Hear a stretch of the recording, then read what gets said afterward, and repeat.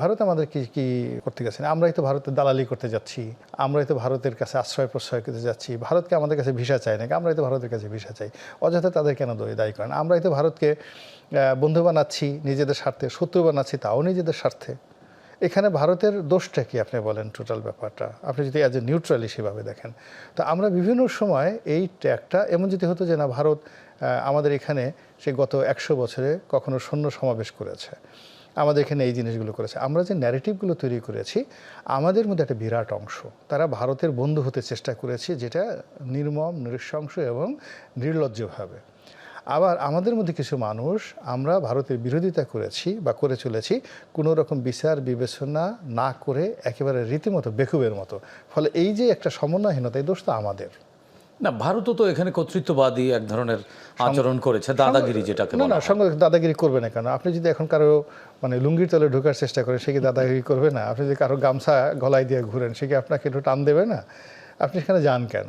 আপনি স্বাধীন থাকেন, সার্বভৌম থাকেন, নিজেদের মতো করে থাকেন, মানে আপনি আপনার মতো করে থাকেন। যা আছে তাই। পৃথিবীর অনেক ক্ষুদ্র ছোট্ট জাতিগোষ্ঠী রয়েছে যারা এখন অনেকে অভিযোগ করছেন যে 1971 সালে যে মুক্তিযুদ্ধের মাধ্যমে বাংলাদেশ স্বাধীন হয়েছে, সেই স্বাধীনতা আসলে ভারতের হাত থেকে আমরা মুক্তি পাইনি, পাকিস্তানের পশ্চিম পাকিস্তানিদের হাত থেকে আমরা রক্ষা পেয়েছি। ভারত ঠিকই আমাদেরকে নানানভাবে আষ্টে পৃষ্ঠে বা ঘিরে রেখেছে। এটা মানে পুরোটাই সত্য।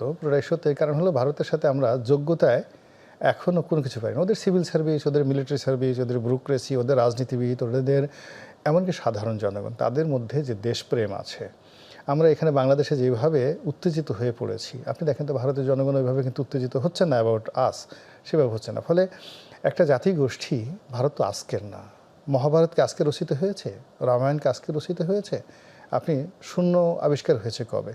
তা আজকে ধরুন 10,000 বছরের তাদের লিখিত ইতিহাস আছে, more than 10,000 years written history আছে।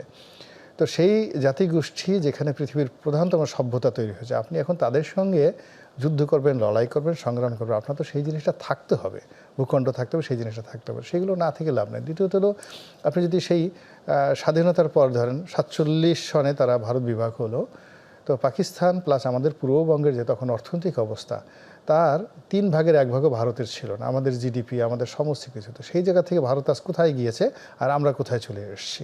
আমাদের ইংরেজি বলা, আমাদের ধরন, আমাদের প্রকৃতি, আমাদের ইন্ডাস্ট্রিয়ালাইজেশন, আমাদের সোশ্যাল স্ট্রাকচার, আমাদের পলিটিক্যাল ইনস্টিটিউশন, এটার কোনোটাই কিন্তু দাঁড়ায়নি, ভারতের সাথে তুলনাই করা যায় না। আমাদের অযোগ্যতা বা আমাদের কি বলা যায় এটাকে, আমাদের অজ্ঞতাই আমাদেরকে পিছনে ফেলেছে বা এক প্রকার দাস বানিয়ে রেখেছে। আমাদের অলসতা, অজ্ঞতা, নির্বুদ্ধিতা, আমাদের মেজাজ গরম, রাগ, আমাদেরকে নিচে রাখার প্রকৃতি, পরিবেশ, অনেক আসলে আমরা নিচে থেকেছি, আমরা উপরে উঠতে চাইনি, চেষ্টা করেছি, পারিনি কখনো।